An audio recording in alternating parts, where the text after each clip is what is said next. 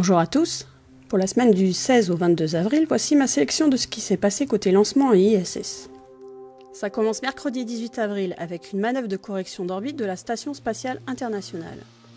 La propulsion du cargo Progress MS-08 amarré à l'ISS a été activée pendant un peu plus de 2 minutes. La station a alors reçu une accélération de 0,25 m par seconde, ce qui a été ressenti à l'intérieur de l'ISS par les astronautes, comme vous pouvez le voir actuellement sur cet extrait vidéo d'un précédent reboost. Cet ajustement d'orbite a été réalisé dans le but d'avoir des conditions balistiques favorables pour l'atterrissage à venir du vaisseau habité Soyouz MS-07, prévu pour le 3 juin. Mais aussi pour l'arrivée du Soyouz habité MS-09, prévu actuellement au 6 juin, avec un nouvel équipage dont l'Européen Alexander Gerst pour son deuxième vol dans l'ISS. Mercredi 18 avril également, le lanceur russe Proton a enfin réalisé son premier vol de l'année. Proton a décollé du cosmodrome de Baïkonour et a mis sur orbite un satellite de télécommunication à double usage, civil et militaire pour le ministère russe de la Défense, Blagovest 12L. Roscosmos a confirmé la séparation du satellite de l'étage supérieur brisane de la fusée sur l'orbite prévue environ 10 heures après le décollage.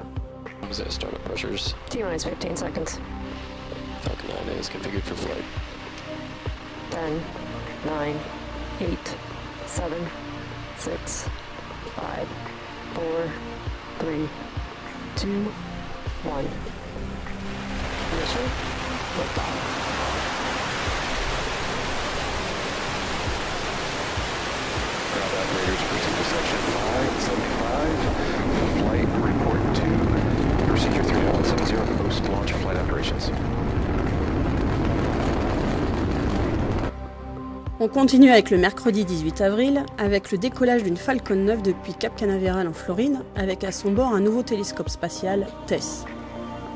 La fusée était de capacité très supérieure à celle nécessaire pour mettre sur orbite ce petit satellite de 350 kg. Du coup, SpaceX a effectué une nouvelle tentative d'atterrissage du premier étage de la Falcon 9, bien qu'il s'agissait de la dernière version, Block 4 du lanceur. En effet, SpaceX va passer à la version Block 5 avec quelques évolutions notables.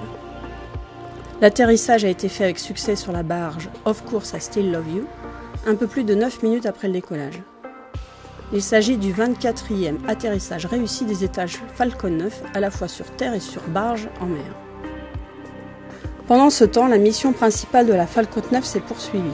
La charge utile a été séparée du lanceur environ 49 minutes après le décollage sur une orbite à forte apogée, c'est-à-dire le point le plus éloigné de la Terre, à environ 270 000 km. TESS pour Transiting Exoplanet Survey Satellite a pour mission la détection d'exoplanètes selon la méthode des transits. Ce télescope va étudier 200 000 des étoiles les plus brillantes près de notre Soleil.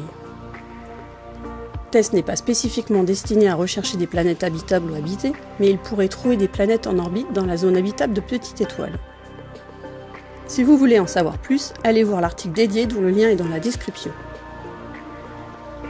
Dans les jours à venir, TESS va progressivement étendre son orbite et devrait approcher la Lune le 17 mai prochain à 8100 km de la surface, soit environ 2 rayons du satellite naturel de la Terre, pour y recevoir une assistance gravitationnelle.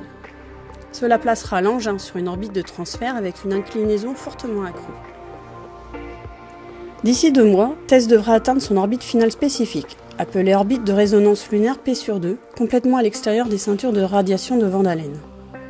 Avec un apogée à environ 90 degrés de la position de la Lune, cette position permettrait d'avoir peu de perturbations de la Lune. On reparlera sans doute de cette mission dans les mois à venir.